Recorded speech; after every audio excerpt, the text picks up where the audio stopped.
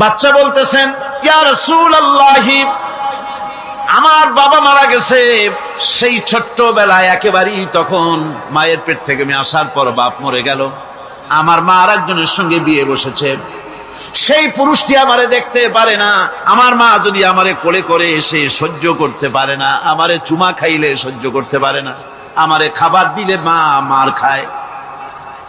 আজ ঈদের দিনের রাতে আমার মা আমাকে বলল, বাবারে তোমার কপাল খারাপ, তোমার বাবা মারা গেছে, তোমাকে সাহায্য করার কেউ নাই, আমি তোমার যত্ন করতে পারলাম না, কোলে নিয়ে চুমাও দিতে পারি না, আমার এমনই কপাল খারাপ। সুতরাং এতিমের দরদ এতিম ছাড়া আর কেউ বুঝবে না। তুমি আজ চলে যাও, ওই রাস্তায়, ঈদের রাস্তায় দাঁড়ায় থাকো, মাঠের রাস্তার পাশে, বিশ্ব নবীর কাছে তোমার দুঃখ বলো, এতিমের দুঃখ তিনি বুঝবেন। আমি মায়ের কথা মতো এই জায়গায় এতক্ষণ বসে আছি, হুজুর আপনি দয়া করে, আমার কথা তো আপনার কাছে বললাম, আমার মনের এই দুঃখ। নবীজি বাচ্চার কথা শুনতেছিলেন, চোখ দিয়া পানি পড়তেছিল। বাচ্চাকে বুকের সঙ্গে জড়িয়ে ধরে নবীজি বলেন, ও এতিম, মুহাম্মদ সাল্লাল্লাহু আলাইহি ওয়াসাল্লাম যদি তোমার পিতা হন আর হযরতে আয়েশা যদি তোমার মা হয়ে যায়, বলো তোমার মনের দুঃখ মেটে নাকি? ছেলে ডুকরে কেঁদে উঠলো আর বলল, ইয়া রাসূলুল্লাহ, আপনি যদি আমার পিতা হন আর আয়েশা যদি আমার মা হয়ে যায়, এর থেকে বড় সৌভাগ্যের আমার তো আর কিছুই নাই। নবীজি এতিমকে বাড়ি নিয়ে গিয়ে হযরতে আয়েশার হাতে তুলে দিয়ে বললেন, আয়েশা রে, পবিত্র ঈদের দিনে আল্লাহ রাব্বুল আলামিন তোমার জন্য একটা উপহার পাঠিয়েছেন, এটা যত্ন করো। এতিমের প্রতি দরদ রাখার জন্য আল্লাহ রাব্বুল আলামিন বলেছেন, এতিম, মিসকিন, বিধবা, অসহায় লোক, তাদের প্রতি যাতে করে মুসলিম সমাজ লক্ষ্য রাখে, সেজন্য আল্লাহ পাক নির্দেশ করেছেন। বুখারী এবং মুসলিম শরীফের হাদিসে এসেছে, আস-সাই আলাল আরমারাত ওয়াল মিসকিন কাস-সাই ফি সাবিলিল্লাহ। বিধবাদের জন্য, মিসকিনের জন্য কেউ যদি কোনো উদ্যোগ গ্রহণ করে, কেউ কোনো সাহায্য দেয়, জিহাদের ময়দানে জিহাদ করে আল্লাহর রাস্তায় যে সওয়াব পাওয়া যায়, যে মর্যাদা পাওয়া যায় আল্লাহর কাছে, এতিম, মিসকিন, বিধবাকে সাহায্য করলে সেই সওয়াব আল্লাহ রাব্বুল আলামিন আমলনামায় দিয়ে দেন। আমাদের প্রিয় নবী এতিম মিসকিনদের খুবই ভালোবাসতেন তার নিজের চাকর হযরত যায়েদ ও আনাস রাদিয়াল্লাহু তাআলা আনহুকে। সে সম্পর্কে এখন আলোচনা করা হচ্ছে।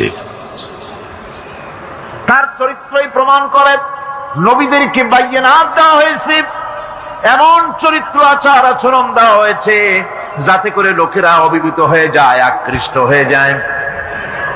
হযরতে যায়েদ, তিনি তো কৃতদাস ছিলেন, হারায় গেলেন বাপ মা থেকে, আর এরপরে কুদরত তারে মুহাম্মদ সাল্লাল্লাহু আলাইহি ওয়াসাল্লামের ঘরে উঠায় দিল। তিনি তখন আল্লাহর নবী, তখন নবুয়তের দায়িত্ব পান নাই। যায়েদের পিতার কাছে খবর হয়ে গেল, যায়েদ আছে রাসূলের বাড়িতে, মুহাম্মদ সাল্লাল্লাহু আলাইহি ওয়াসাল্লামের বাড়ি মক্কায়। তারা এসে হুজুরের সঙ্গে দেখা করে বললেন, মুহাম্মদ সাল্লাল্লাহু আলাইহি ওয়াসাল্লাম, জানতে পেরেছি আপনার কাছেই আমাদের ছেলে যায়েদ আছে, মেহেরবানি করে তাকে আমাদেরকে ফিরায় দেন। হুজুর বলেন, যায়েদ যদি তোমাদেরকে চিনতে পারে আর যদি যেতে চায়, আমার পক্ষ থেকে কোনো আপত্তি নাই, অবশ্যই যাবে। তবে যায়েদ যদি যেতে না চায়, আমি এমন লোক নই যে কেউ আমার কাছে থাকতে চাইলে আমি জোর করে তাকে ঠেলেও দিতে পারি না, আমি তেমন লোক নই। পিতা বললেন, আপনি অবশ্যই যুক্তিপূর্ণ কথা বলেছেন। হযরতে যায়েদকে আনা হলো। হুজুর বললেন, তুমি কি চেনো এদের? কি? যায়েদ বললেন, চিনি, ইনি আমার বাবা, উনি আমার চাচা। যায়েদের পিতা বলেন, বাবারে বাড়ি চলো, তোমার মা কেঁদে কেঁদে হয়রান, চলো বাড়ি যাই, বাড়ির যা কিছু আছে সব তোমাকে ফিরিয়ে দেওয়া হবে। হযরতে যায়েদ বলতেছেন, পিতা, বাড়িতে যা আছি তাই শুদ্ধ, তামাম দুনিয়াটা যদি আমারে দেওয়া হয়, এই লোকটির কাছে থেকে যে ব্যবহার পেয়েছি, আমি এই লোকের কদম ছেড়ে যেতে পারি না। তার চরিত্রই প্রমাণ করে তিনি নবী, কি ব্যবহার পেয়েছেন।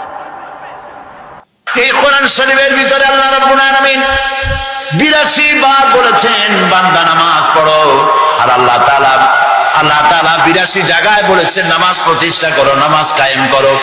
নবীজি কোরআনে হাদিসের মধ্যে বলেছেন লা দীনা লিমান লা সালাতা লাহু, যার কাছে নামাজ নাই তার কাছে দিন নাই। মান তারাকা সালাতান মুতাআম্মিদান ফাকাদ কাফারা, ইচ্ছা করে যে নামাজ ছেড়ে দিল সে কাফের হয়ে গেল।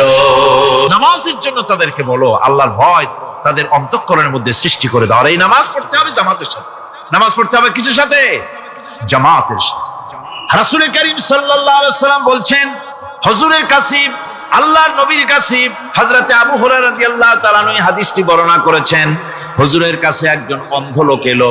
সেই অন্ধ লোক এসে বললেন, হুজুর আমি তো চোখে দেখি না, জামাতের যে গুরুত্বের কথা আপনি বললেন, আমাকে কি রুখসত দেওয়া যায় নাকি? আমি অনেক সময় সাথী সঙ্গী পাই না, আমাকে কি রুখসত দেওয়া যায় নাকি? হুজুর বললেন, হ্যাঁ তোমাকে রুখসত দেওয়া গেল। অন্ধ যখন হেঁটে যাচ্ছিলেন, নবীজি তাকে আবার ডাকলেন, ডেকে জিজ্ঞেস করলেন, অন্ধ নামাজের মসজিদের আজান কি তোমার কানে যায়? বলে হ্যাঁ আমি আজান শুনি। হুজুর বললেন, আজানের জবাব দিবা, মসজিদে এসে জামাতে নামাজ পড়বা। একজন অন্ধকে রুখসত দেওয়া হয় নাই। মসজিদে আজান শোনার পর ঘরে বসে যদি নামাজ আদায় করেন, নামাজের হক আদায় হবে না। হুজুর সাল্লাল্লাহু আলাইহি ওয়াসাল্লাম বলেছেন, মসজিদে আজান হওয়ার পর যে ব্যক্তি ঘরে বসে নামাজ পড়ে, আমার ইচ্ছা হয় ঘরটা আগুন দিয়ে জ্বালায় দেই। কে বলতেছেন? রাহমাতুল লিল আলামিন, রাহমাতুল লিল আলামিন বলতেছেন। ঘরের মধ্যে যদি মেয়ে লোক আর বাচ্চারা যদি না থাকতো, তাহলে আমার ইচ্ছা হয় আমি বলি আগুন দিয়ে ঘরটারে জ্বালায় দাও। এই ঘরের মহব্বতেই তো সে বাইর হয় না। নামাজের এত বড় গুরুত্ব দেওয়া হয়েছে। আমার বন্ধুগণ, এই নামাজের জামাতি আল্লাহর নবী জীবনের শেষ নামাজ জামাতে আদায় করেছেন। জীবনের শেষ নামাজটাও জামাতে আদায় করলেন। তখন তার এমন অবস্থা, এত অসুস্থ, দাঁড়াতে পারেন না, হাঁটতে পারেন না। দুইজন সাহাবীর কাঁধের উপরে ভর করে তারপরে বহু কষ্ট করে মসজিদে গিয়ে নামাজ আদায় করেছেন, খুতবা দিয়েছেন। বললেন, খুতবা দিতে গিয়ে বললেন, আজ থেকে মসজিদে নববীর চতুর্দিকের সকলের দরজা বন্ধ হয়ে যাবে, শুধু আবু বকরের দরজাটা খোলা থাকবে। আল্লাহর নবী বললেন, আল্লাহ রাব্বুল আলামিন এই পৃথিবীতে তার এক বান্দাকে জাগতিক সব সম্পদ দিতে চেয়েছিলেন, কিন্তু সে বান্দা সব জাগতিক সম্পদকে উপেক্ষা করে মাবুদের সঙ্গে দেখা করা বেশি জরুরি, বেশি পছন্দ মনে করেছেন। এতটুকুন কথা নবীজি বললেন, কেউ কিছু বুঝলো না। হযরতে আবু বকর রাদিয়াল্লাহু তাআলা আনহু হুজুরের এই কথা শুনে কাঁদতে কাঁদতে তিনি অস্থির হয়ে যাচ্ছেন। সাহাবীরা চিন্তা করলেন, হুজুর কান্না কার কথা বলেছেন, তাতে কান্নার কি আছে? বয়োবৃদ্ধ, জ্ঞানবৃদ্ধ হযরতে আবু বকর রাদিয়াল্লাহু তাআলা আনহু বুঝতে পেরেছেন, এই পৃথিবীর সব সম্পদ তো আল্লাহ হুজুরকেই দিতে চেয়েছিলেন। তিনি সমস্ত সম্পদকে উপেক্ষা করে তার মাবুদের সঙ্গে দেখা করার জন্য প্রস্তুতি নিয়েছেন। তার মানে হলো আল্লাহ নবী বিদায় হয়ে যাবেন, আমরা নবী থেকে এতিম হয়ে যাব। নবীজি ঘরের মধ্যে প্রবেশ করলেন, প্রচন্ড জ্বর এলো। এই প্রচন্ড জ্বর নিয়ে তিনি শুয়ে আছেন, কখনো বেহুশ কখনো হুশ। এর মধ্যে সারা আজান হয়ে গেল। সাহাবীরা বহুক্ষণ অপেক্ষা করে হযরত আবু বকরের ইমামতিতে নামাজ শুরু করলেন। হুজুরের হুশ এলো, প্রশ্ন করলেন, আয়েশা রে এখন কোন সময়? হযরত আয়েশা বলেন, ইয়া রাসূলুল্লাহ, মসজিদে নববীতে নামাজ শুরু হয়ে গেছে। সাহাবীরা অনেকক্ষণ অপেক্ষা করে আমার বাবার ইমামতিতে নামাজ পড়তেছে সবাই, কিন্তু সাহাবীরা কেঁদে কেঁদে নামাজের মধ্যে কাঁদতে কাঁদতে অস্থির হয়ে যাচ্ছে। তাদের মনের ধারণা হয়েছে নবীজির পেছনে নামাজ পড়ার কিসমত থেকে তারা মাহরুম হয়ে গেল। নবীজি বলেন, আয়েশা দরজা খুলে দাও, আর আমার মাথাটা একটু উঁচু করে ধরো, আমি একটু নামাজের দৃশ্যটা দেখি। দরজা খুলে দেওয়া হলো, নবীজির মাথা উঁচু করে ধরা হলো।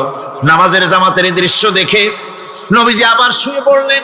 হযরতে আয়েশা লক্ষ্য করে দেখেন নবীজির দুই চোখের কোণা দিয়া পানি পড়তেছে। মা আয়েশা জিজ্ঞেস করেন, ইয়া রাসূলুল্লাহ, নামাজের দৃশ্য দেখে চোখে কেন পানি এলো? হুজুর বলেন, আয়েশা রে, এটা কোনো দুঃখের পানি নয়, এটা তৃপ্তির পানি।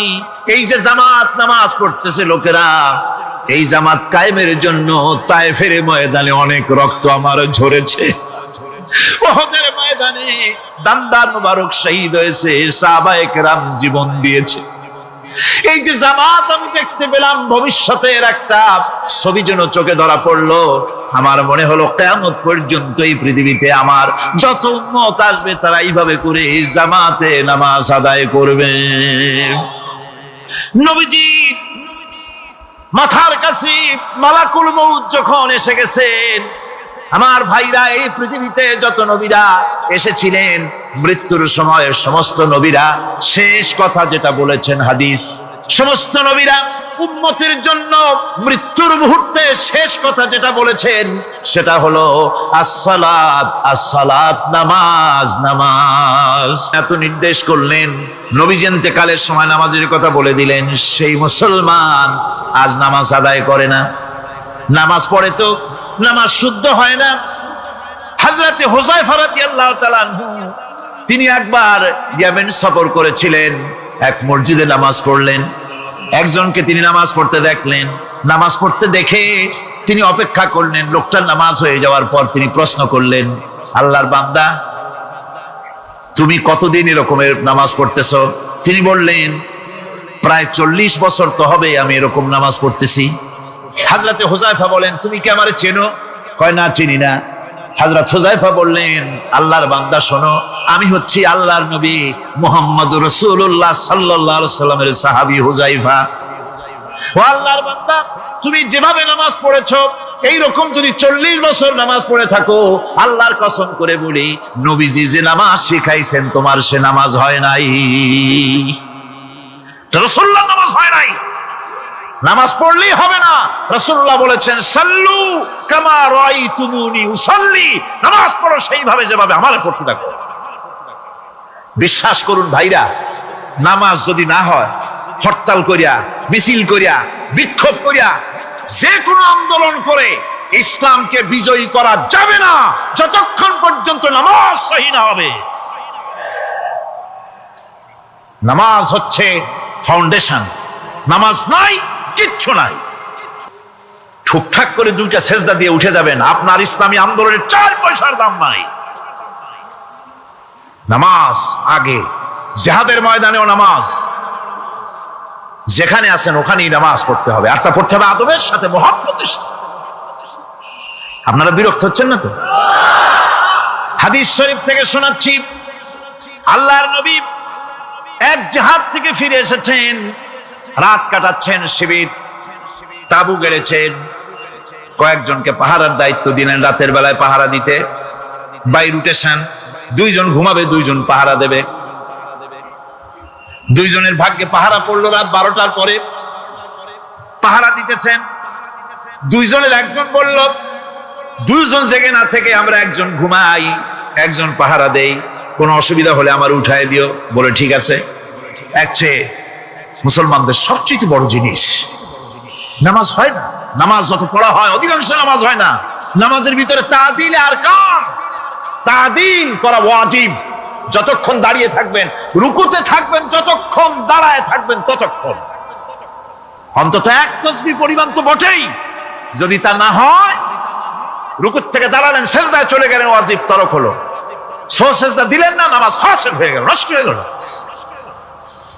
এটা পাগলামি না। নামাজ সহিভাবে আদায় করতে হবে। নামাজ থেকে দাঁড়াবেন, রুকুত থেকে দাঁড়ায় গেলেন, বলবেন রব্বানা লাকাল হামদ, কোন রব্বানা লাকাল হামদ হামদান কাসীরান তাইয়িবান মুবারাকান ফীহি। একজন সাহাবী এই দোয়াটা পড়ছিলেন। নামাজ শেষ করে আল্লাহর নবী প্রশ্ন করলেন, নামাজের ভিতরে অতিরিক্ত এই কথাগুলি কে বলেছো? সাহাবী ভয় পেয়ে গেলেন। ভয় ভয় তিনি বললেন, হুজুর আমি বলেছি। হুজুর বললেন, তুমি জানো না আমি নবী, তুমি নবী না, আমি যা দেখি তুমি দেখতে পাও না। তুমি যখন এই দোয়াটা পড়তেছিলে আমি লক্ষ্য করেছিলাম আল্লাহর রহমতের ফেরেশতারা প্রতিযোগিতা করতেছিল তোমার আমল নামায় কে কত বেশি নেকি লিখবে। রুকুতে দাঁড়ায়া এটা পড়বেন। সেজদায় চলে যাবেন, দুই সেজদার মাঝখানে ততক্ষণ বসে থাকবেন যতক্ষণ একটা সেজদার ভিতরে ছিলেন। পড়বেন আল্লাহুম্মা গফিরলি ওয়ারহামনি ওয়াহদিনি ওয়াআফিনি ওয়ারযুকনি। নামাজের মধ্যে দোয়া করতেছেন, আল্লাহ আমারে ক্ষমা করে দাও। এসব দোয়া সব হুজুরের। আমাকে ক্ষমা করো, আমাকে হেদায়েত দাও, আমাকে সুস্থ করো, আমাকে রহম করো, আমাকে রিজিক দাও। কল সুবহানাল্লাহ। নামাজের ভিতরে দোয়া কবুলের সময়, নামাজের সেজদার ভিতরে দোয়া কবুল হয়। এইভাবে করে রাসূল করিম সাল্লাল্লাহু আলাইহি ওয়াসাল্লামের নামাজটা কেমন হক্কানি উলামাদের কাছ থেকে জেনে নেবেন। যেহেতু হুজুর বলেছেন সাল্লু কামা রাআইতুমুনি উসাল্লি, নামাজ পড়ো সেইভাবে যেভাবে আমাকে পড়তে দেখো। নামাজের ভিতরে একাগ্রতা লাগবে, ভালোবাসা লাগবে, ভয় লাগবে, মুহাব্বত লাগবে। পরিপূর্ণ সময় নিয়ে শান্তিপূর্ণভাবে নামাজ পড়তে হবে। আর যত তাড়াহুড়া সব হচ্ছে নামাজের মধ্যে, ঠিক কিনা ভাইরা? রাসূল করিম সাল্লাল্লাহু আলাইহি ওয়াসাল্লামের যে নামাজ, হুজুর যেভাবে নামাজ পড়েছেন হাদিসে যা পাওয়া যায়, হাদিসে বুখারীতে সব আছে, দেখে নেবেন, সেইভাবে নামাজটা আদায় করে নেবেন। কিয়ামতের দিন আল্লাহ রাব্বুল আলামিন সর্বপ্রথম বান্দাকে প্রশ্ন করবেন কি? বুখারী শরীফে এসেছে, আন আবি হুরায়রা রাদিয়াল্লাহু তাআলা قال سمعت رسول الله صلى الله عليه وسلم يقول إنما يحاسب به العبد يوم القيامة من عمله صلاته। বুখারী শরীফের হাদিস। আল্লাহ রাব্বুল আলামিনের নবী বলেন, হযরত আবু হুরায়রা হাদিস খানা বর্ণনা করেছেন, তিনি বলেন যে আমি রাসূলের মুখে শুনেছি কিয়ামতের দিন আল্লাহ রাব্বুল আলামিন সর্বপ্রথম তার বান্দার কাছে প্রশ্ন করবেন, বান্দা নামাজ আদায় করেছিলি কিনা? নামাজ সর্বপ্রথম প্রশ্ন। যেরকম সর্বপ্রথম প্রশ্নটা কি? নামাজ। এই নামাজ আপনার বাচ্চাদেরকে যখন 7 বছর বয়স হবে নামাজের হুকুম করবেন। 10 বছরে নামাজ না পড়লে প্রহার করতে বলা হয়েছে। নামাজের জন্য কড়াকড়ি করতে হবে। পুরুষ নারী মেয়েদের মাসের ভিতরে কখনো কখনো তাদের যে সমস্ত মাসলা মাসাইল আছে সেই অনুযায়ী কখনো তাদের ক্ষমা আছে, বাকি তাদের নামাজ পড়তে হবে।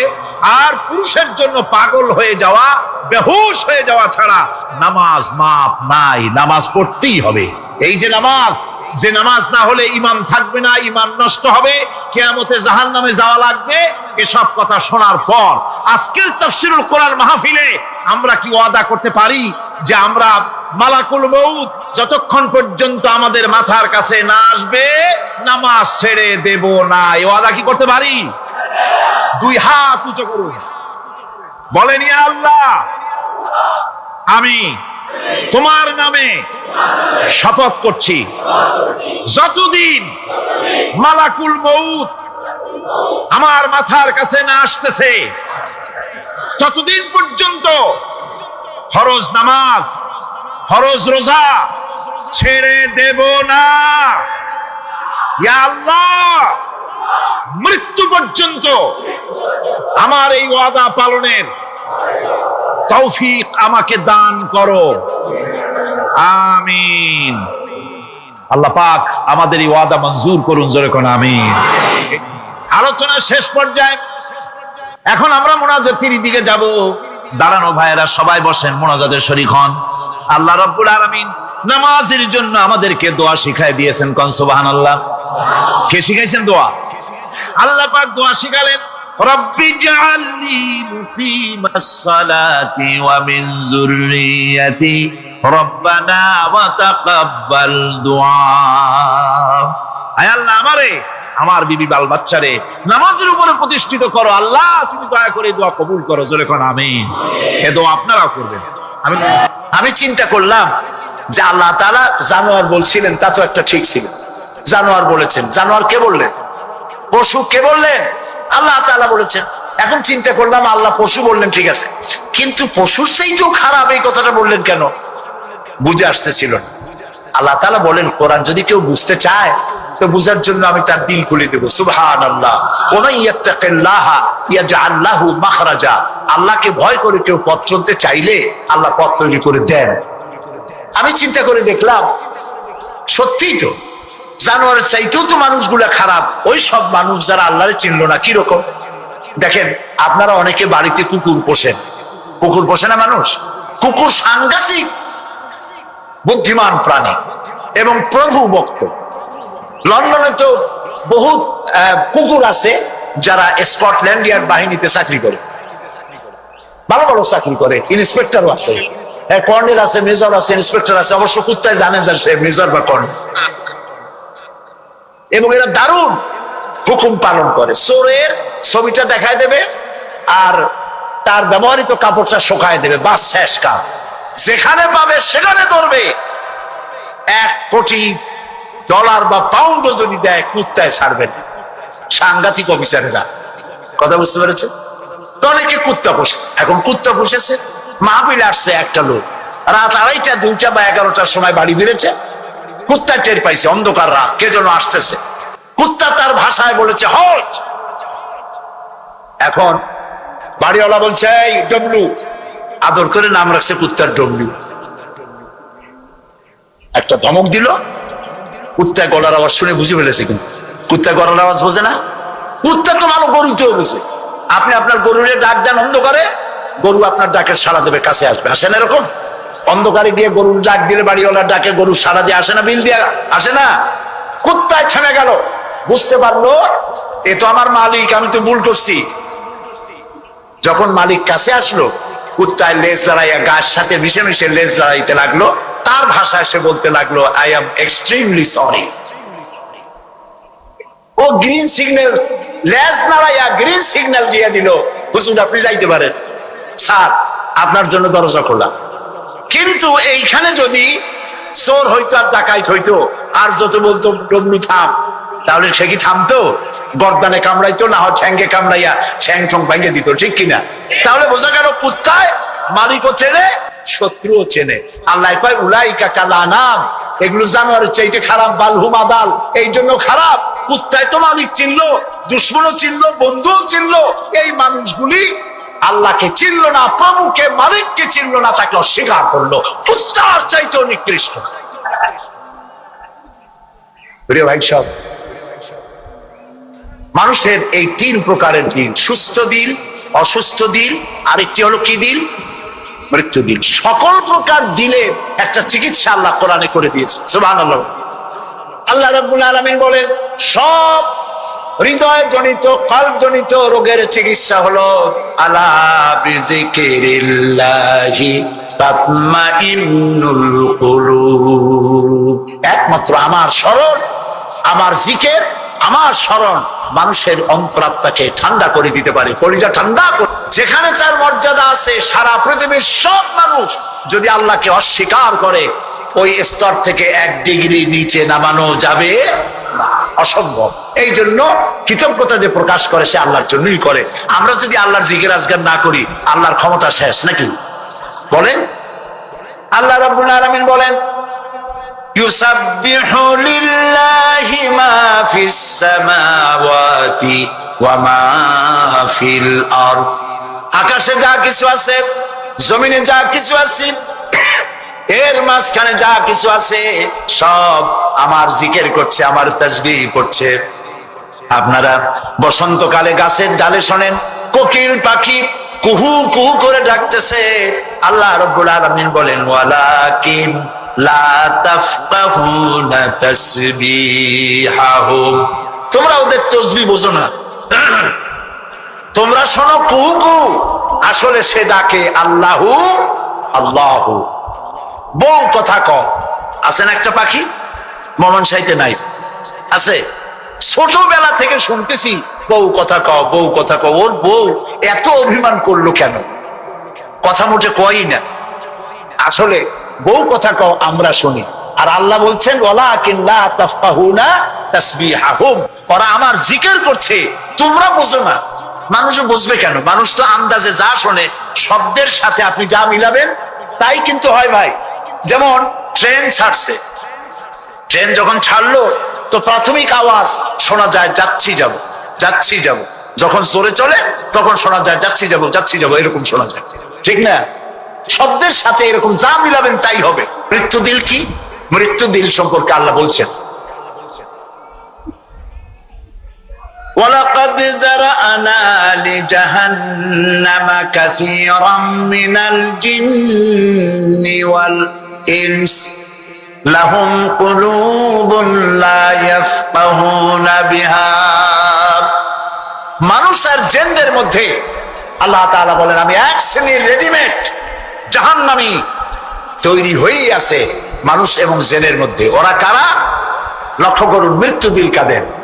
লাহুম কুলুবুন লা ইয়াফকাহুনা বিহা, যাদেরকে আমি হৃৎপিণ্ড দিয়েছি, বিবেক দিয়েছি, সব বোঝে, আমারে বোঝে না। আছেন এরকম কিছু বুদ্ধিজীবী? বলেন আছে না? কবি আছেন এমন কিছু? সাহিত্যিক আছেন এমন কিছু? নারীর সৌন্দর্য, নারীর রূপের সৌন্দর্যের ব্যাপারে কবিতা লিখতে লিখতে কলমের কালি শেষ হয়ে যায়, কিন্তু এই সৌন্দর্য কে দিলেন তার এক চিনতেই পারলো না। ফুলের ব্যাপারে গান লেখে, কবিতা লেখে, ফুলের রং, ফুলের গন্ধ। প্রজাপতি, প্রজাপতি কে এত সুন্দর করে, কোন শিল্পী তোমার ডানায় এত সুন্দর রং দিল, তার গান তৈরি করে, কিন্তু প্রজাপতির রং কে দিল আরে খুঁজে পায় না। তারপরে বলে কি? বলে যে সব বুঝেছি, শান্তিনিকেতন গিয়া পড়ে শুনিয়া, সাহিত্যের উপরে ডক্টরেট ডিগ্রি নিয়া কয় সব বুঝেছি। বলে বাবা কি বুঝেছো? কয় দেয়ার ইজ নো গড। সারা জীবন বসে বুঝলো যে প্রভু বলতে কেউ নাই, আল্লাহ বলতে কেউ নাই। বলে নাউযুবিল্লাহ, লাহুম কুলুবুন লা ইয়াফকাহুনা বিহা, সব বোঝে কিন্তু আল্লাহরে চেনে না। নিজের শরীরটা দেখে, আল্লাহরে খুঁজে পায় না। আরে তুমি তো তোমার শরীরটা দিয়েই আল্লাহরে চিনতে পারো, সুবহানাল্লাহ বলো। শরীরটা দিয়ে আল্লাহরে চেনা যায়। এই যে দুটো চোখ, এই চোখ দিয়ে সব সময় আমরা নেগেটিভ দেখি, সব সময় প্রতিটি চিত্র, প্রতিটি মুহূর্তে নেগেটিভকে পজিটিভ করে দেখায় কে? কে দেখায়? সুবহানাল্লাহ। এত সুন্দর দুটি চোখ আল্লাহ দিলেন, চোখের মধ্যে আল্লাহ আবার পানি দিয়ে দিলেন। পানি মানে কান্নার পানি না, এমনি চোখে পানি আছে। আপনি চোখে পলক মারেন, পলক মারেন না? কথা না বললে বুঝি কি? এই যে পলক মারেন, এটা কি ইচ্ছে করে মারেন না অটোমেটিক হয়? অটোমেটিক হয়। ইচ্ছে করে মারলে ফটর ফটর করতো। আপনি নিজের অজান্তেই চোখগুলি পলক মারে কেন? আল্লাহ রাব্বুল আলামিন মানুষের কল্যাণের জন্য এমন অটোমেটিক ব্যবস্থা করে তিনি রেখে দিয়েছেন। শহরে, বন্দরে, গ্রামে, নগরে, গঞ্জে, বাতাসের ভিতরে পলিউশন আছে। এ ছিঁড়ে যদি জোড়া লাগানো যায়, পুরা পৃথিবী একবার ঘুরে আসা যাবে। সুবহানাল্লাহ করতে ইচ্ছা করে না? আর যদি পাশাপাশি সাজায় রাখেন, 3 একর জমিন লাগবে একটা মানুষের রগ সাজায় রাখতে। এই রগগুলি দিয়ে আপনি আমি যা খাই, এটাকে বলা হয় কার্বোহাইড্রেট। চাউল, চাউল জাতীয় খাদ্য, আটা, আটা জাতীয় খাদ্য, চিনি, চিনি জাতীয় খাদ্য, আর ডাল, ডাল জাতীয় খাদ্য। এই 4 প্রকারের খাদ্য হলো কার্বোহাইড্রেট। এগুলি মানুষে খাইলে পরে শরীরের ভিতরে এর থেকে রক্ত হয়, এর থেকে পেশাব পায়খানা হয়ে বর্জ্য বেরিয়ে যায়। আর যেটা রক্ত হয়, সেই রক্তটাকে গোটা শরীরে প্রবাহিত করে শরীরটাকে আল্লাহ উষ্ণ রাখেন। সেজন্য এত রগ রেশা দিয়েছেন। এখন এই রক্তগুলিকে মাথা থেকে শুরু করে পা পর্যন্ত পৌঁছে দেওয়ার জন্য আল্লাহ একটা জেনারেটর রেখে দিয়েছেন বুকের মধ্যে। কত বুদ্ধি করে জেনারেটর নামটা কি? মাশাআল্লাহ বুঝে ফেলেছেন। জেনারেটর নাম হার্ট। সেটা অনবরত সিস্টোলিক এন্ড ডায়াস্টোলিক এভাবে করে সম্প্রসারণ, সংকোচন এরকম করতেছে। চিকিৎসা বিজ্ঞানীরা বলেছেন মানুষকে মাথা থেকে শুরু করে কাটাকাটি করে সব বুঝেছি, কিন্তু হার্ট এরকম এরকম করে কেন, এর উৎস আজ পর্যন্ত পৃথিবী খুঁজে পায় না। এটি এভাবে করে করে রক্ত ছড়িয়ে দিচ্ছে। এখন দেখেন আল্লাহর খোঁজার ব্যবস্থা। মানুষ খাইয়া খাইয়া তারপরে হার্টের মধ্যে চর্বি গিয়ে জমে। হার্টের মধ্যে যে করোনারি আর্টারি, করোনারি আর্টারির মধ্যে গিয়ে চর্বি জমতে লাগলো। হঠাৎ করে রক্ত প্রবাহ যখন বন্ধ হতে থাকে, আর চলতে পারে না, তখন অ্যানজাইনা হয়, হার্টে বেদনা শুরু হয়। এই বেদনা শুরু হলে তাড়াতাড়ি ডাক্তার এনজিওগ্রাম করে তারপর দেখে কতটা নষ্ট হয়েছে। ওইটাকে যদি প্রয়োজন হয় রগ বদলাবার, তখন তাকে বাইপাস করা হয়। বাইপাস করে নতুন রগ লাগাতে হবে। এখন বলেন এই নতুন রগ কোথায়? গরুর রগ লাগাইলে হবে? বলেন ছাগলের রগ? এখন আল্লাহ রব্বুল আলামিনকে চেনা সহজ। ওই রব্বুল আলামিন এমন সুন্দর ব্যবস্থা রেখেছেন, কারো যদি বাইপাস ওপেন হার্ট সার্জারি করার যদি প্রয়োজন হয়, রগের যদি 2-4টা রগ যদি লাগে, আল্লাহ রাব্বুল আলামিন মানুষের হাতের মধ্যে, পায়ের মধ্যে স্পায়ার পার্টস কতগুলি রগ রেখে দিয়েছেন। ডাক্তারেরা পা থেকে, হাত থেকে সেই রগগুলি নিয়ে হার্টের ভিতরে ওই রগ লাগিয়ে দিয়ে নতুন ভাবে আবার রক্ত সঞ্চালনের ব্যবস্থা করে দেয়। যালিকুমুল্লাহু রাব্বুকুম, এই হচ্ছে তোমাদের রব। সুবহানাল্লাহ বলে। ইনি আল্লাহ যিনি এই ব্যবস্থা করেছেন। কিডনি লাগে একটা মানুষের জন্য কয়টা? না, 2টা লাগে না, কিডনি লাগে একটা, কিন্তু আল্লাহ তাআলা দিচ্ছেন কয়টা? 2টা। একটা যদি অকেজো হয়ে যায় তো আরেকটা দিয়ে যেন কাজ হয়। লক্ষ্য করুন, আপনার মেমোরি, আপনার মগজ, আপনার ব্রেন, যে ব্রেনটা, যে মগজটা মাথার মধ্যে আছে, এই মগজের মধ্যে রয়েছে অসংখ্য সেল, কোষ, CELL, অসংখ্য কোষ, ডাইরেক্ট অ্যাকশন। সুবহানাল্লাহ।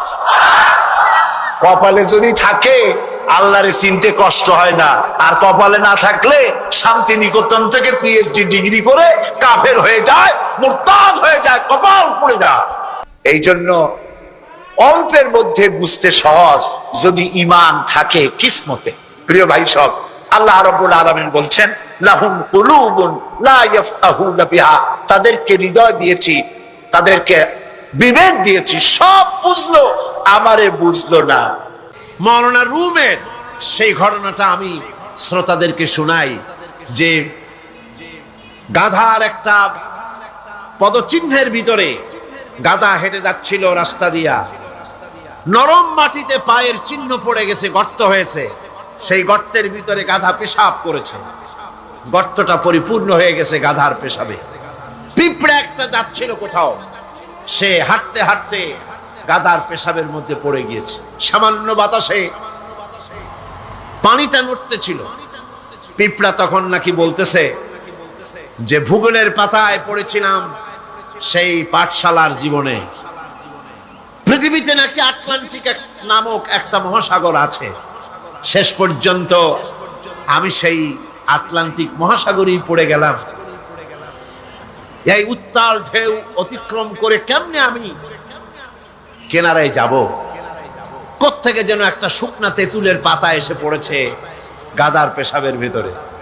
পিঁপড়া বহু কষ্ট করে ওই পাতার উপরে উঠে বসেছে। পাতাটি ঢেউয়ের তালে তালে সামনের দিকে এগিয়ে যাচ্ছে। পিঁপড়া এখন খুব দাম্ভিকতার সাথে, অহংকারীর সাথে পিঁপড়া বলছে, ইতিহাসের পাতায় পড়েছিলাম পৃথিবীতে নাকি টাইটানিক নামক বিরাট এক জাহাজের অস্তিত্ব ছিল। শেষ পর্যন্ত ভাগ্যের জোরে আমি সেই টাইটানিকের নাবিক হয়ে বসলাম। কি সাংঘাতিক! আমি আজ টাইটানিকের গর্বিত নাবিক, আর এই আটলান্টিকের উত্তাল ঢেউ পাড়ি দিয়ে চলছে আমি আমেরিকা আবিষ্কারের জন্য। গাধার পেশাবের ভিতরে তেঁতুলের পাতায় বসে পিঁপড়ার যে অহংকার, আমার দেশের তথাকথিত নাস্তিক মোরতাদ জাতীয় বুদ্ধিজীবীরা এর চাইতেও নিকৃষ্ট।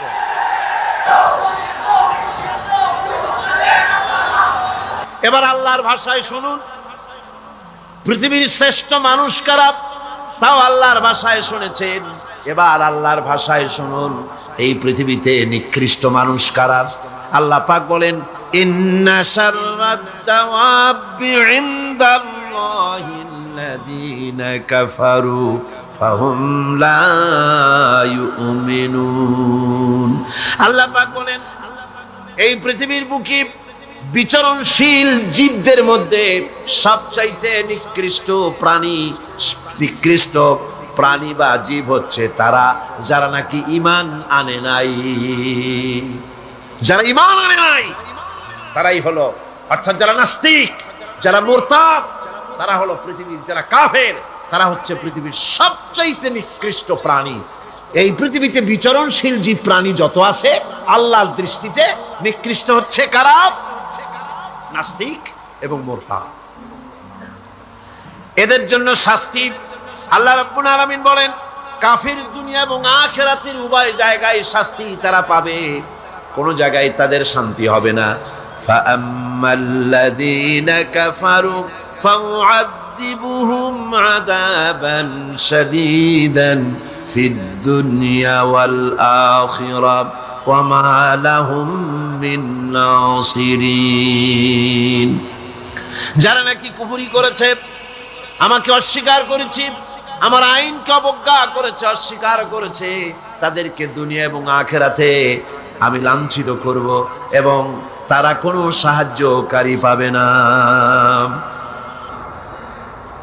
কাফের হচ্ছে, নাস্তিক এবং মুরতাদরা হচ্ছে চতুষ্পদ জানোয়ারের মতো নির্বোধ।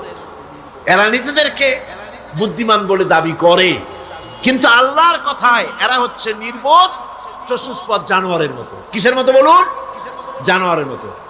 আল্লাহ পাক বলছেন, আল্লাহ পাক বলেন ওয়ামাসালুল লাযীনা কাফারু কামাসালিল্লাযী ইয়ানঈকু বিমা লা ইয়াসমাউ ইল্লা দুআআ ওয়া নিদাআ সুম্মুম বুকুমুন উমিয়ুন ফাহুম লা ইয়াকিলুন। আল্লাহ পাক বলেন কাফেরদের দৃষ্টান্ত হচ্ছে এরকম, রাখাল যেমন তার জানোয়ারকে ডাকে। আপনাদের দেশে আছে না রাখাল গরুকে ডাকে, এই গরু এদিকে আয়, বলে না? এদিকে আয়, অথবা ডাইনে যাবার সামনে যা। গরু থেকে বোঝে যে এদিকে আয় মানে আমারে ডাকতেছে, ওদিকে যা মানে আমারে সরে যেতে বলতেছে। এগুলো বোঝে? বোঝে না। আল্লাহ পাক বলেন রাখাল যেমন চতুষ্পদ জানোয়ারকে ডাকে, জানোয়ার শুধু একটা আওয়াজ শোনে মাত্র, কিন্তু রাখাল কি বলে তা সে বুঝতে পারে না, শুধু একটা আওয়াজ শোনে। ও তো হলো বধির, ও হলো অন্ধ, ও হলো বোবা। অনুরূপ ভাবে যারা কাফের, তারাও কোরআনের কথা শোনে, হক তারা দেখে, হকের আওয়াজ তারা শোনে, কিন্তু ওই চতুষ্পদ জানোয়ারের মতো একটা আওয়াজ শোনে, কি বলে তা তারা বোঝে না। আল্লাহ পাক বলেন কাফেরদের আমল হলো এরকম, যারা নাকি আমাকে অস্বীকার করেছে তাদের আমল, তাদের কাজগুলি অবস্থা এমন যেমন মরুভূমির ভিতরে মরুচারীরা পথ চলতে গিয়ে দূরে দেখতে পায় পানি আছে, মনে করে পানি মনে করে তার কাছে যায়। যখন কাছে চলে গেল, যারে পানি মনে করেছিল, হাত্তা ইযা জাআহু লাম ইয়াজিদহু শাইয়া, যাকে পানি মনে করেছিল কাছে গিয়ে দেখলো কিছুই পেল না, পানি নাই। আছেন এরকম? মরীচিকা বোঝেন? এই যে চৈত্র মাস, বৈশাখ মাসের যখন প্রচন্ড রোদ হয়, তখন বীজ ঢালা রাস্তার উপরে দেখবেন দূরের থেকে মনে হবে যেন পানি চিকচিক করছে। আসলে কি পানি? না। মরুভূমির উপরে পথ চলতে গিয়ে এরকম দেখা যায়, বিরাট জলাশয়, মনে হবে অনেক পানি আছে ওখানে। যখন কাছে যায়, কাছে গিয়ে প্রান্ত হয় ওখানে গিয়ে পানিটা পান করার জন্য, আল্লাহ বলেন কাছে যখন যায়, হাত্তা ইযা জাআহু লাম ইয়াজিদহু শাইয়া, কাছে গিয়ে তখন কিছুই পায় না। এইভাবে মরীচিকার ভেতর মরীচিকা দেখে মরুচারীরা যেমন পানির জন্য ছুটে যায়, পানি পায় না, প্রাণান্ত হয়ে যায়। কাফির, বেঈমান, নাস্তিক, মুরতাদরা তাদের সমস্ত জীবনের আমলগুলি এভাবে নিষ্ফল, কোনো দাম নাই, কোনো মূল্য নাই। তারা নিজেদের তৈরি করা মতবাদকে শান্তি আছে বলে মনে করে শেষ পর্যন্ত দেখে কিছুই নাই। যেমন কমিউনিজম ৭২ বছর ধরে পৃথিবীকে কিছুই দিতে পারে নাই, জ্বালা দিয়েছে, যন্ত্রণা দিয়েছে, কষ্ট দিয়েছে, হতাশা দিয়েছে, ক্ষুধা দিয়েছে, দারিদ্র দিয়েছে, নির্যাতন করেছে, নিষ্পেষণ করেছে, মানুষের জন্য ভালো কিছুই করতে পারে নাই। বলেন পেরেছে নাকি? কি বলেন পেরেছে? সুতরাং এভাবে গরিব ওরা মনে করে ভালো, আসলে তো ভালো না। আসল ভালো তো আল্লাহ রাব্বুল আলামিন যেটা বান্দার জন্য করেন, এর থেকে ভালো আর কিছু হতে পারে না। কি বলেন? পারে? পারে না। যারা নাকি কাফের, আমাকে অস্বীকার করেছি, আমার আইনকে অস্বীকার করেছে, আমার সঙ্গে বিদ্রোহিতা পোষণ করেছে, আর এই অবস্থায় যদি তার মৃত্যু হয়ে যায় কুফরি হালতে, তাহলে আল্লাহ, ফেরেশতা এবং সমস্ত সৃষ্টিকুলের লানত তার উপরে, জোরে কর নাউজুবিল্লাহ। এরপরে মৃত্যুর পর কাফির নাস্তিকরা যখন চলে যাবে জাহান্নামের ভিতরে, যখন যাবে সেখানেও তাদের কোনো চিৎকারে কাজ হবে না, সাহায্যকারী মিলবে না। দুনিয়াও অশান্তি, আখিরাতেও অশান্তি, শান্তি কোথাও মিলবে না। জাহান্নামের ভিতরে তো অবস্থাটা এমন হবে, লা ইয়ামুতু ফিহা ওয়ালা ইয়াহইয়া, সেখানে তারা বাঁচবেও না, মরবেও না, এমন এক দুরবস্থার মধ্যে তারা কাটাবে। সেখানে বসে তারা ওয়াহুম ইয়াস্তারিখুনা ফিহা রব্বানা আখরিজনা না'মাল সালিহান গায়রাল্লাযী কুন্না না'মাল। সেই জাহান্নামের ভিতরে বসে তারা চিৎকার করবে আর বলবে, রব্বুল আলামিন মেহেরবানি করে আমাদের কি আরেকবার জমিনে পাঠায় দাও, এইবার যদি পৃথিবীতে ফিরে যেতে পারি, ভালো ভালো কাজ করব, অন্যায় কাজ আর করব না, সুবিশাব হয়ে যাব, নামাজ পড়ব, দিনদার হব, ইমানদার হব। আল্লাহ বলবেন, আওয়ালাম নুআম্মিরুকুম, আমি কি হায়াত দিয়েছিলাম না? করলে তার ভিতরে বহুত কিছুই করতে পারতে, আর তোমাদের কাছে সতর্ককারীও এসেছিল, তা তোমরা মানো নাই, ঈমান আনো নাই। আজকে চিৎকার মেরে কোনো কাজ হবে না।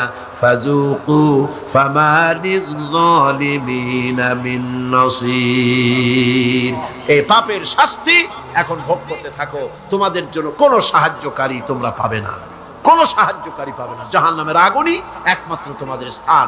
জোরে কর নাউযুবিল্লাহ, জোরে বলেন নাউযুবিল্লাহ। কাফেররা দৃশ্যত যদি কোনো ভালো কাজ করেও তা কখনো মুমিনদের কাজের সমান হবে না। কারণ সুবহানাল্লাহ, কাফেররা ভালো কাজ করে না? করে কি না? করে। কিছু তো ভালো কাজ করে, অনেক ভালো কাজ করে। ভালো কাজ মানে কি? মানুষের কল্যাণের জন্য, জীবের কল্যাণের জন্য অনেক ভালো কাজ কাফেররাও করে। কিন্তু কাফেরদের ভালো কাজ কখনো মুমিনের ভালো কাজের সমান হবে না। আল্লাহ রাব্বুল আলামিন বলেন, আজআলতুম সিকায়াতাল হাজ্জ ওয়া ইমারাতাল মাসজিদিল হারামি কামান আমানা বিল্লাহি ওয়াল ইয়াউমিল আখির وجاهد في سبيل الله لا يستوون عند الله। আল্লাহ পাক বলেন, হাজীদের পানি পান করায়া আর মসজিদে হারামের খেদমত করে তোমরা কি তাদের সমান হতে চাও যারা নাকি আমার উপর ঈমান এনেছে, পরকালকে বিশ্বাস করেছে আর আমার রাস্তায় জিহাদ করেছে? এই উভয় দল সমান আমার কাছে সমান হতে পারে না।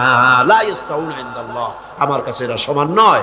হাজীদের পানি পান করানো কাফেরেরা পান করাতো আর মসজিদে হারামের খেদমত করতো, এই দিয়ে তাদের মনের মধ্যে একটা ফখর ছিল যে আমরাও তো মুসলমানের চাইতে ভালো কাজ কম করি না, আমরা হাজীদের পানি পান করাই, হাজীদের পানি পান করাই, তারপরে মসজিদে হারামের খেদমত করি, কম তো কিছু করি না।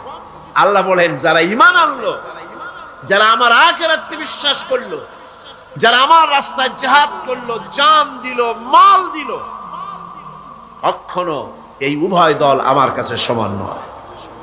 আল্লাযীনা আমানু ওয়া হাজারু ওয়া জাহাদু ফি সাবিলিল্লাহি বিআমওয়ালিহিম ওয়া আনফুসিহিম আ'যামু দারাজাতান ইনদাল্লাহ ওয়া উলাইকা হুমুল ফাইজুন। আল্লাহ পাক বলেন, যারা নাকি ঈমান এনেছে আর আমার রাস্তায় হিজরত করেছে আর জিহাদ করেছে আমার দ্বীনকে প্রতিষ্ঠা করার জন্য, মাল দিয়ে আর জান দিয়ে, আমার কাছে তাদের বিরাট মর্যাদা। আর ওরাই হলো কামিয়াব, ওরাই হলো সফল কাম, কিয়ামতের দিন তারাই সফল হবে। জোরে বলেন সুবহানাল্লাহ। সুতরাং কাফেরদের কোনো ভালো কাজও মুমিনদের কাজের সমান হবে না, এবং ভালো কাজের মূল্যায়ন কিয়ামতের দিন তাদের হবে না, কারণ তারা ভালো কাজগুলি করেছিল নিজেদের সুনামের জন্য, আল্লাহকে সন্তুষ্ট করার জন্য নয়। ভাইরা আমার, ঈমানের এখানেই হচ্ছে ঈমানের এই গুরুত্ব। ঈমান আসল ব্যাপার, জীবনের সবচাইতে গুরুত্বপূর্ণ বিষয় হলো ঈমান। আল্লাহর উপরে ঈমান এনে সেই ঈমানের উপরে নিজেদেরকে যদি টিকায় রাখা যায়, আল্লাহর উপরে ঈমান এনে সেই ঈমান অনুযায়ী আল্লাহর হুকুম অনুযায়ী যদি জীবন পরিচালনা করা যায়, এটার নামই হচ্ছে ঈমান। এই ঈমানের গুরুত্ব কোরআন শরীফে সর্বাধিক দেওয়া হয়েছে। নাযাল্লা সাইয়ুহুম ফিল হায়াতিদ দুনিয়া ফাহুম ইয়াহসাবুনা আন্নাহুম ইউহসিনুনা সুনআ। আল্লাহ পাক বলেন, নবী আপনি বলুন, আমি কি তোমাদেরকে বলবো না এই কথা যে আমলের দিক থেকে সবচাইতে ব্যর্থ কোন ব্যক্তি, আমলের দিক থেকে ব্যর্থ ক্ষতিগ্রস্ত কোন ব্যক্তি তা কি বলবো না, সেটা হলো এই দুনিয়ার চেষ্টা সাধনায় যারা সঠিক পথে চলার কথা মনে করে ভ্রান্ত পথে চলেছে আর মনে করেছে এটাই আমরা ভালো কাজ করতেছে ফাসাদের কাজ, আর মনে মনে ভাবতেছে আমরা দেশ গড়ার কাজ করতেছি। যেমন পার্বত্য চট্টগ্রামে শান্তি বাহিনী নাম ওই বাহিনী যারা মানুষ মারে, সমানে মানুষ জবাহ করে, বাড়িতে আগুন লাগায়, মানুষগুলিকে শান্তিতে বসবাস করতে দেয় না। এদের নাম হয়েছে কি? শান্তি বাহিনী। খেরাত কা নাম রাখ দিয়া জুনুন আর জুনুন কা নাম খেরাত। পাগলপনার নাম বুদ্ধিপনা, আর বুদ্ধিপনার নাম হলো পাগলপনা। কানার নাম পদ্মলোচন। এই কথাই এখানে প্রযোজ্য। নিজেরা কাজ করে তারা মনে করে যে আমরা এটা সমাজের জন্য, দেশের জন্য ভালো কাজ করতেছি। আসলে এই কাজটি ঈমানের উপরে না থাকার কারণে এই কাজগুলির দ্বারা দেশ এবং জাতি ক্ষতিগ্রস্ত হচ্ছে, আর তারা মনে করছে আমরা খুব ভালো কাজ করছি। এই যে ঈমান ছাড়া, আল্লাহকে খুশি করার নিয়ত ছাড়া যে কাজগুলি তারা করছে, ওদের সম্পর্কে রব্বুল আলামিন বলেন, উলাইকাল্লাযীনা কাফারু বিআয়াতি রাব্বিহিম ওয়া লিকাইহি ফাহাবিতাত আ'মালুহুম ফালা নুকিমু লাহুম ইয়াওমাল কিয়ামাতি ওয়াজনা। এরা হচ্ছে সেই সব লোক যারা আল্লাহর সঙ্গে দেখা করাকে অস্বীকার করেছে। আমি তাদের এই ঈমান না থাকার কারণে তাদের সমস্ত নেক কাজগুলিকে নষ্ট করে দেব, বরবাদ করে দেব, এবং তাদেরকে কিয়ামতের দিন কোনো গুরুত্বই দেওয়া হবে না। তারা এই পৃথিবীতে যতই নিজেদেরকে গুরুত্ব মনে করুক, নিজেদের গুরুত্ব নিজেরা মনে করুক, বা অপর মানুষেরা তাদের গুরুত্ব দিক না কেন, কিয়ামতের দিন তারা আমার কাছে কোনো গুরুত্ব পাবে না। ঈমান এমন একটা জিনিস যেটা আল্লাহর শাস্তি থেকেও বাঁচিয়ে দেয়। আল্লাহ মানুষের উপরে যদি কোনো গজব আসে, আযাব আসে, এই আযাব থেকে, গজব থেকে বাঁচতে হলে কিসের প্রয়োজন? জোরে বলেন না, কিসের প্রয়োজন? ঈমানের প্রয়োজন। সামনে বলি, একবার এক স্বামী আর স্ত্রী দুজনে ঝগড়া লেগেছে। স্বামী স্ত্রীর ঝগড়ায় বেচারা স্বামী দুর্বল হয়ে গেছে, স্বামীর স্ত্রীর সামনে আর পেরে উঠছে না পারিয়া শেষ পর্যন্ত বলল, ঠিক আছে, তোমার মতো দাজ্জাল মার্কা বউর সাথে আমি আর থাকবো না, আমি চললাম, আমি এবার বিদেশেই চলে যাব, দেশেই থাকবো না। স্ত্রী কিছু বলতেছে না। স্বামী দেখে যে সন্ধ্যা পর্যন্ত স্ত্রী তাকে সাধেও না, মহা সমস্যা। বলেও প্রীতি, প্রেম, ভালোবাসা, মহব্বত লাভ করতে পারো, এটা আমার নিদর্শন। একটি কিরকম নিদর্শন? ভিন্ন পরিবেশে লালিতা পালিতা একটি মেয়ে ভিন্ন পরিবেশে লালিত পালিত একটি পুরুষের সঙ্গে যখন বিবাহ হয়ে যায়, আল্লাহ রাব্বুল আলামিন বলেন, আমি তখন একের প্রতি অপরের মহব্বত আর ভালোবাসা আমি আল্লাহ তৈরি করে দেই। ওই মেয়েটি জানার কথা না, মেয়েটির বাড়ি হচ্ছে লংলা, শ্রীমঙ্গল, বিয়ে হয়েছে দিনাজপুর। দিনাজপুরের লোকেরা বোয়াল মাছ খায় না, কিন্তু এখানের লোকেরা বোয়াল মাছ খুব পছন্দ করে। কথা বুঝতে পেরেছে? এখানে কথাবার্তা এক রকমের, সেখানের কথাবার্তা আর এক রকমের। এই দুইটা মিলাইয়া কিতে হয়েছে তো কিতে হয়েছে, কথা বুঝতে। এখন উপায়টা কি? অথচ এই দুই স্বামী স্ত্রীর মধ্যে আল্লাহ পাক কি মহব্বত পয়দা করে দেন, একজন আরেকজনের জন্য জীবন দিতে প্রস্তুত হয়ে যায়। সুবহানাল্লাহ পড়েন। আল্লাহ রাব্বুল আলামিন বলেন, ওয়াজআলা বাইনাকুম মাওয়াদ্দাতান, প্রথমে তো ভালোবাসা সৃষ্টি করি, প্রেম সৃষ্টি করি। বিবাহ হওয়ার পর যে ভালোবাসা হয়, বিশেষ উদ্দেশ্যকে সামনে রেখে ওই ভালোবাসা হয়। এরপরে যখন বয়স বাড়তে থাকে, যখন বার্ধক্য আসে, তখন ওই ভালোবাসাটা আর থাকে না যেটা ছিল প্রথম। সেটা আমি ওয়াজআলা বাইনাকুম মাওয়াদ্দাতান ওয়া রাহমা, মাওয়াদ্দা তখন রহমতে পরিণত হয়ে যায়। প্রথমে থাকে একটা প্রেম কেন্দ্রিক ভালোবাসা, পরবর্তী সময় যখন স্বামী বুড়ো হয়ে যায় আর স্ত্রী যখন বুড়ি হয়, তখন আল্লাহ পাক বলেন আমি উভয়ের মধ্যে সহৃদয়তা করুণার সৃষ্টি করে দেই, পরস্পরের প্রতি আকর্ষণ তখন আরো বাড়িয়ে দেই। একজন আর একজন ছাড়া চলে না, বুড়ার বুড়ি ছাড়া উপায় থাকে না। ঘরের মধ্যে ফ্রিজ আছে, কালার টিভি আছে, তারপরে সুন্দর বিছানাপত্র আছে, কোনো জিনিসের অভাব নাই বুড়া। হঠাৎ করে বুড়ি একদিন মারা গেল, বুড়ায় কয় আমি গৃহশূন্য হয়ে গেছি। সব আছে, তারপরেও যে গৃহশূন্য হয়ে গেছি, তার মানে গৃহের প্রাণটাই চলে গেছে। বুড়া বয়সে সন্তান খোঁজ খবর নেয় না, সন্তানের বউ খোঁজ খবর নেয় না। বুড়ার গরম পানিটা, উজুর পানিটা, তার খাবারটা, তার পানটা, তার যা প্রয়োজন বুড়ি সব এগিয়ে নিয়ে আসে। আর বুড়াও বুড়ির জন্য তখন প্রথম জীবনের চাইতে আরো বেশি মহব্বত বাড়ে, বুড়ির দিকে খোঁজ খবর আরো বেশি করে নেয়। ঠিক কিনা কন? বুঝবেন যারা বুড়া আর বুড়ি আছেন। আল্লাহ পাক বলেন এটা আমি করি। কে বলছেন এ কথা? আল্লাহ পাক বলছেন আমি করি। এ মহব্বত আল্লাহর দান। দেখুন রাসূল করিম সাল্লাল্লাহু আলাইহি ওয়াসাল্লামের ঘরে দৌলত ছিল না, কিন্তু মহব্বত দিয়ে ঘরটা ভরা ছিল। সুবহানাল্লাহ ওয়া বিহামদি। দৌলত ছিল না, মহব্বত দিয়ে ভরা ছিল।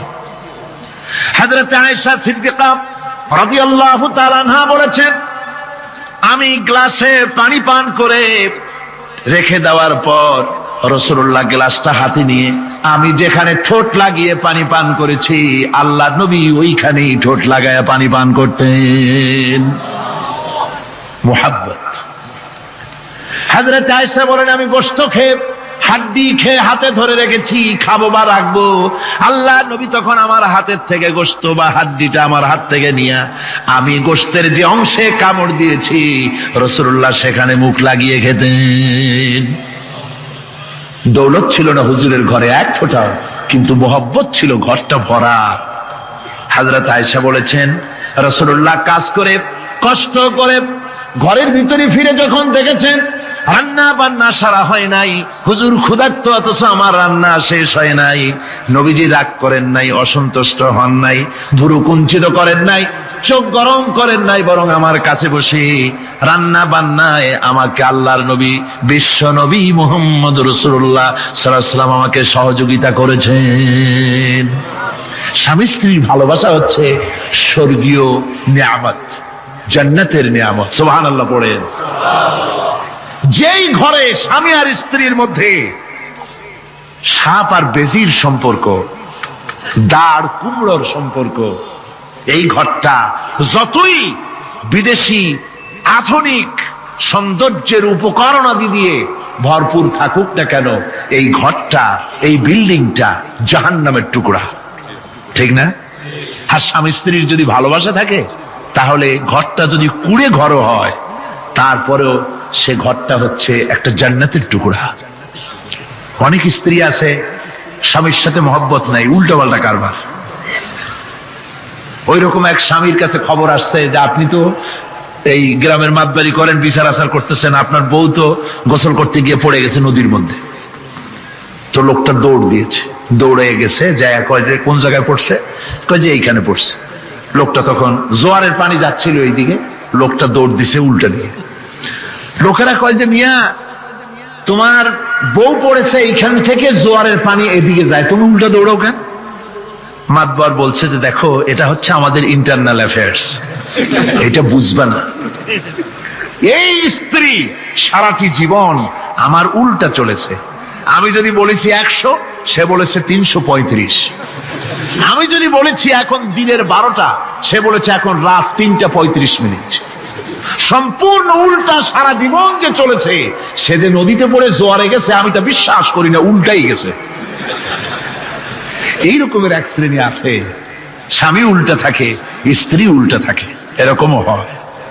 সুতরাং স্বামী এবং স্ত্রীর মধ্যে মহব্বত আর ভালোবাসা, এটি মাবুদের একটি বিরাট নিয়ামত।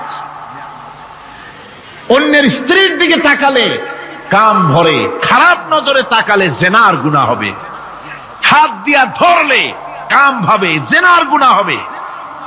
কিন্তু কোন স্বামী যদি তার স্ত্রীর দিকে প্রেম ভরে ভালোবাসা ভরে তাকায়, আর স্ত্রীর হাতকে প্রেম আর ভালোবাসার সাথে যদি স্ত্রীর হস্ত ধারণ করে, কিতাবে এসেছে স্বামী এবং স্ত্রীর উভয়ের সগীরা গুনাহ আল্লাহ রাব্বুল আলামিন মাফ করে দেন। আল্লাহ পাক বলছেন, আমি তোমাদের থেকে তোমাদের জোড়া, তোমাদের স্ত্রীদেরকে পয়দা করেছি এবং পরস্পর পরস্পরের প্রতি ভালোবাসা এবং মহব্বত সৃষ্টি করে দিয়েছি। আজকে কথা উঠেছে সমাজে, আজকে কথা উঠেছে নারীর অধিকার নিয়ে। বলা হচ্ছে ইসলাম নারীকে, নারীর অধিকার ক্ষুণ্ণ করেছে। বলে না? বলে কিনা বলেন? আমাদের দেশে এই জন্য নারী পক্ষ, নারী সমাজ, নারী আন্দোলন পরিষদ, তারপরে এরকম অনেক আন্দোলন তারা বানিয়েছে। আর পত্র পত্রিকায় নানান রকমের ইসলাম সম্পর্কে তারা লিখছে। একটা পত্রিকা আজকে সকালে আমাকে একজন দিল, তার মধ্যে লিখেছে, হাদিসের বরাত দিয়েছে, তার মধ্যে লিখছে যে রাসূলুল্লাহ বলেছেন পৃথিবীর সব কিছু হচ্ছে ভোগের সামগ্রী, সেই ভোগের মধ্যে উত্তম ভোগের সামগ্রী হচ্ছে নারী। নাউজুবিল্লাহি মিন যালিক, এমন কথা রাসূলুল্লাহ বলেন নাই। হাদিসের নাম দিয়া তারপরে হুজুর যা বলেন নাই সেই সব কথা বলে বলে নারীদেরকে ইসলামের প্রতি বীতশ্রদ্ধ করাবার জন্য চেষ্টা চালানো হচ্ছে।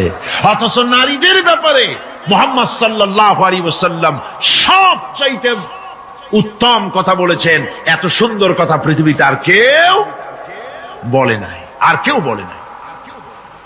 নারী আজ অধঃপাতিতা, নির্যাতিতা।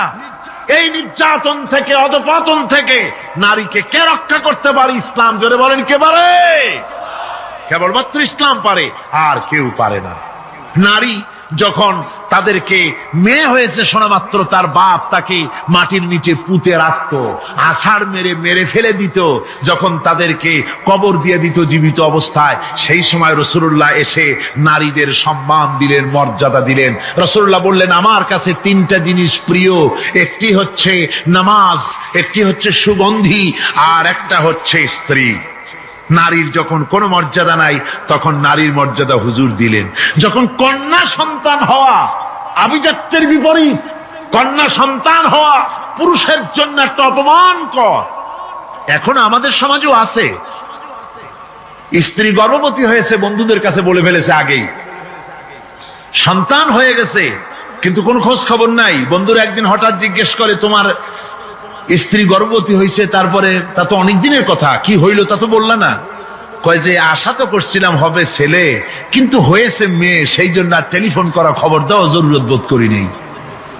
আছে না এমন? আছে। আবার বারবার মেয়ে হয় বলে আমাদের দেশে তালাকের ঘটনা পর্যন্ত আছে। বারবার মেয়ে হয়, ছেলে হয় না মোটেও, তালাক দিয়ে দেয়। আচ্ছা, ওই মেয়েটারই, ওই স্ত্রীরই যদি এখানে হাত থাকে ছেলে বা মেয়ে হওয়ার ব্যাপারে, মানুষের যদি হাত থাকে, তাহলে দায়ী শুধু স্ত্রী হতে যাবে কেন? পুরুষ তুমিও তো দায়ী তাহলে। আসলে ছেলে এবং মেয়ে হওয়ার জন্য স্বামী এবং স্ত্রী কেউ দায়ী নয়, ব্যাপারটি আল্লাহ। ব্যাপারটি কার? আল্লাহ রাব্বুল আলামিন বলেছেন, আমি যাকে খুশি কন্যা দান করি, যাকে খুশি শুধু ছেলে দান করি, যাকে খুশি তারে ছেলেও দেই, মেয়েও দেই, আর যাকে খুশি আমি কিছুই দেই না। সবটাই আমার হাত। সুতরাং রাসূল পাক সাল্লাল্লাহু আলাইহি ওয়াসাল্লাম বলেছেন, খবরদার মেয়েদের বাপকে, মেয়ের বাপকে গালি দিও না। বারবার মেয়ে হয় বলে অনেকে মেয়ের বাপকে গালি দেয়, তাচ্ছিল্য করে, টিটকারি করে। হুজুর বলেছেন, মেয়ের বাপকে বিদ্রুপ করো না, গালি দিও না, যেহেতু আমি মুহাম্মদ সাল্লাল্লাহু আলাইহি ওয়াসাল্লাম মেয়েদের বাপ। রাসূল পাক সাল্লাল্লাহু আলাইহি ওয়াসাল্লাম বলেছেন, যে ঘরে একটা কন্যা সন্তান জন্মগ্রহণ করে, যে ঘরের ভিতরে একটি কন্যা সন্তান জন্মগ্রহণ করে, ওই ঘরের ভিতরে আল্লাহ রাব্বুল আলামিনের রহমতের ফেরেশতা ঢুকে সালাম দেয় আর বলে, আসসালামু আলাইকুম ইয়া আহলাল বাইত, হে ঘরের মালিকেরা, তোমাদের উপরে আল্লাহর রহমত বর্ষিত হোক। রহমতের ফেরেশতা